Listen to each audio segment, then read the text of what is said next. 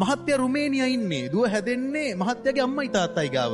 මොකක්ද මේ නීතිය? මන් දන්න විදිහට දරුවෙක් හැදෙන්න ඕනේ එක්ක අම්මා ගාව එක්ක තාත්තා ගාව. ඇයි ඔයා ගාව දුව නැත්තේ? නොයෙකුත් ප්‍රශ්න අපේ ජීවිතවලට දැන් ඒවා ගෙවාගෙන තමයි මේ කාලය ගත කරගෙන යන්නේ මේ ජොබ් එකත් එක්ක. මට මගේ මහත්තයා හම්බුනේ අපේ ගමේදී.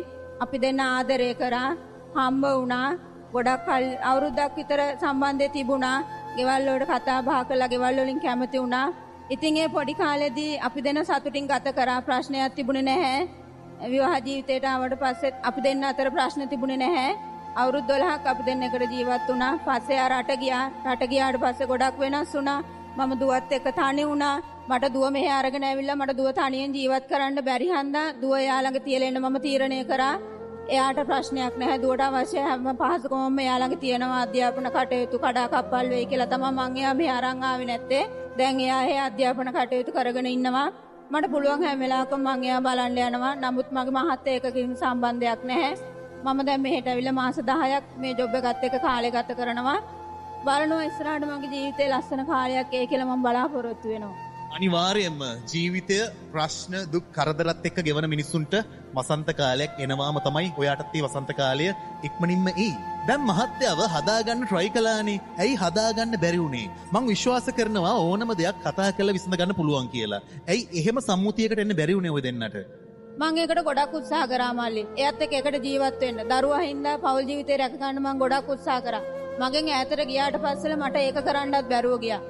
අපි ගොඩක් හිතලා තමයි මේ තීරණයට ආවේ. කරන්නම දෙයක් නැති හන්දා. දරුවාට අප්පච්චි ඕන හින්දා දරුවා අප්පච්චි ගාව තියලා ආවා. මට තනියෙන් එයාව ජීවත් කරන්න බැරි හන්දා එයාට තේරෙන කාලෙක එයා මාව හොයාගෙන එයි කියලා මම බලාපොරොත්තුෙන් ඉන්නවා. තේරෙන කාලෙක දුව අම්මව හොයන් එයි.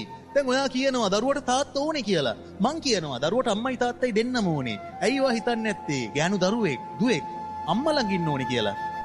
මං එහෙම හිතනවා. දුවෙකුට අම්මා කෙනෙක් ඕන. අනිවාර්යෙන් දැන් මටත් ඒ දෙනුනේ. මටත් මගේ අම්මා ඕන වුණා.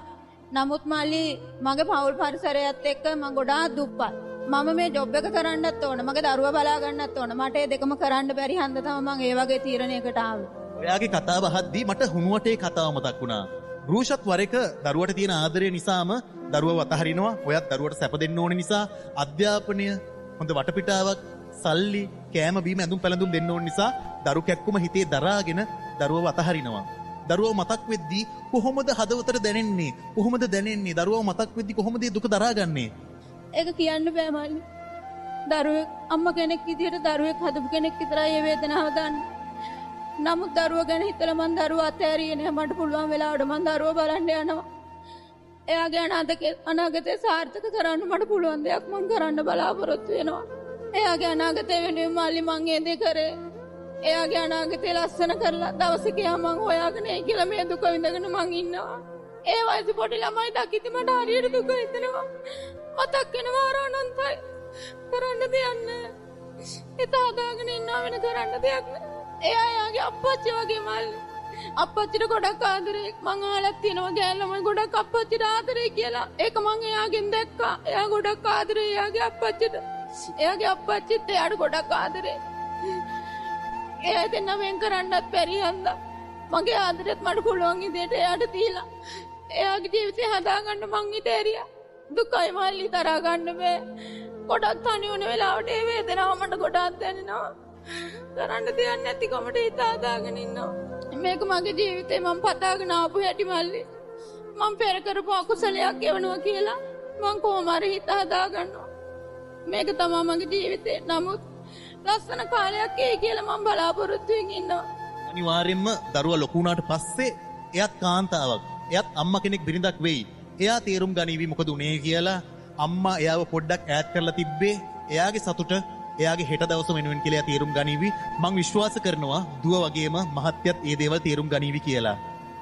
මේ මුද්ද මල්ලි එයා මට දාපු මුද්ද. මේ මුද්ද මට දැන් මේ 2013 මාර්තු 17 වෙනිදා තමයි අපි දෙන්නගේ වෙඩින් එක තිබුණේ. කොහේ ගියත් මේක මං ගලවන්නේ නැහැ මල්ලි. එහෙමත් දවසක තමයි ගලවන්නේ. මං තනියෙන් කොහේ හරි යනවා නම් අනිවාර්යෙන් මේ මුද්ද දාගෙන තමයි යන්නේ. මට යාමත කරන්න බෑ මල්ලි. එයාත් කවදා හරි දවසක මාව තේරුම් අරගෙන මගේ ජීවිතේට එයි කියලා මං බලාපොරොත්තු වෙමින් ඉන්නවා.